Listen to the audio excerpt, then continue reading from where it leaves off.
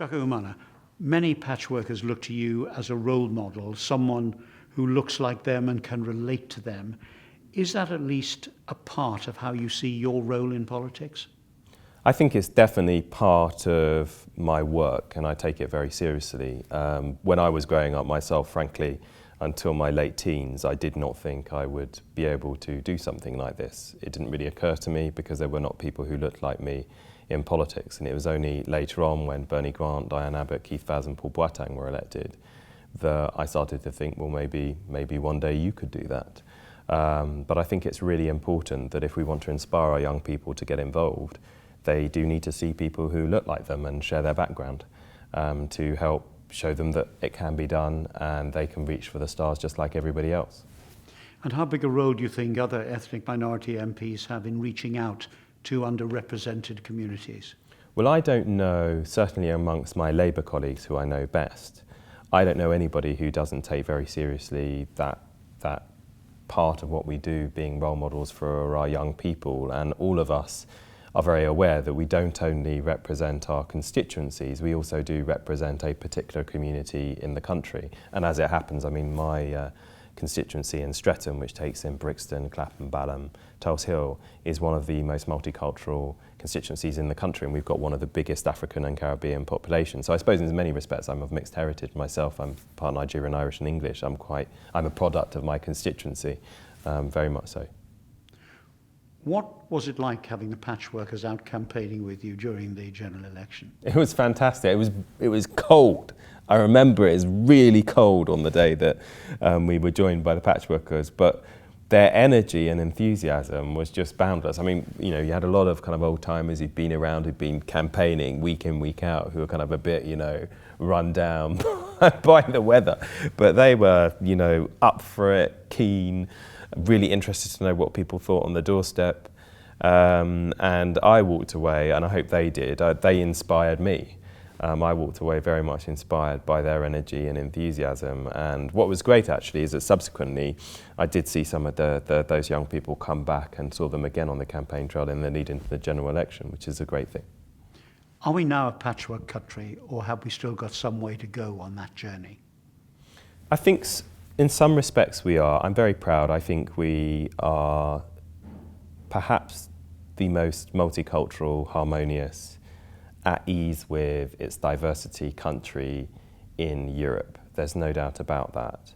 But I think if we look at the debate around immigration, which, whether we like it or not, is inextricably linked to race. It's through immigration that we are the multicultural country that we are. If we look at the debate that we've had over the last 2 to 3 years, we know that we can't be complacent about the need to ensure that everybody is given the same rights as everyone else, that we don't see people looking to set up different groups and communities against each other. I've been particularly, not shy in coming forward about that, because I think if you give an inch, and it starts off by people complaining about political correctness and it ends up with outright prejudice. And I think we shouldn't have any truck with that.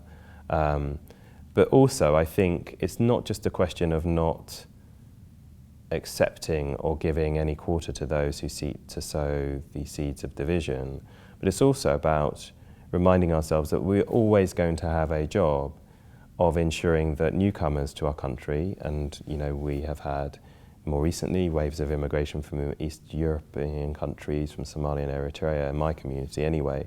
We've got to ensure that we properly integrate people into our community when they settle here and help them to do that. Now, integration is a two-way street. And if somebody's coming here, for example, we should help them speak our language by ensuring that they can access language learning, support for which is being withdrawn at the moment. So we are more of a patchwork country than ever before, but I don't think we can be complacent and presume, therefore, we can rest on our laurels and not be mindful of the issues that our diversity brings, which I think overwhelmingly are positive. What would be your advice to young people from ethnic minorities thinking of going into politics at the moment? You can do it. You have every much right to be in this House of Parliament in whatever form as anyone else. And one of the people who always inspires me, and I always repeat his quote, is Martin Luther King. And he taught us that power is never given, you have to take it. And unless you get involved with the process, unless you elbow your way forward and insist that you have a voice that is heard, then you can't take power. Is there any message you would have from the experience that you have had in your own constituency about how we as a country might handle future immigration?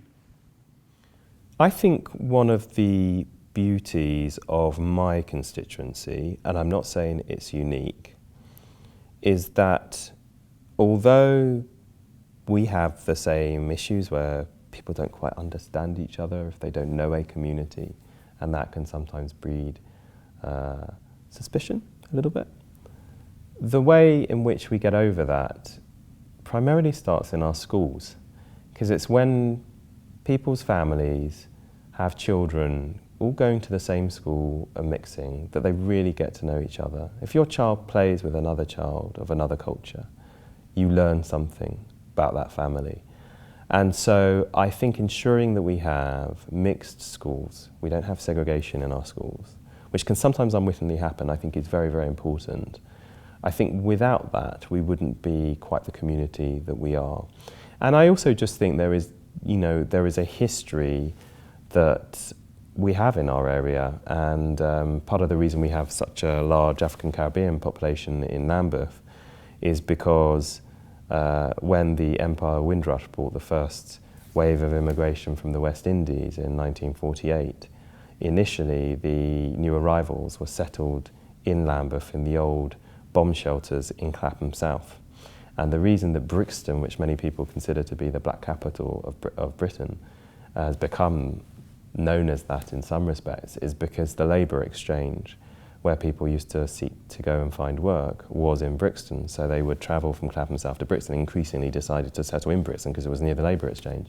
And why I like that story is because it busts the myth that somehow people who've come here over the years just want to rinse the system and don't want to contribute. And the reason Brixton has become such a big hub for the African Caribbean Britons is because it was near a job centre and people wanted to work. Chuka, Umunna, thanks very much indeed. Thank you.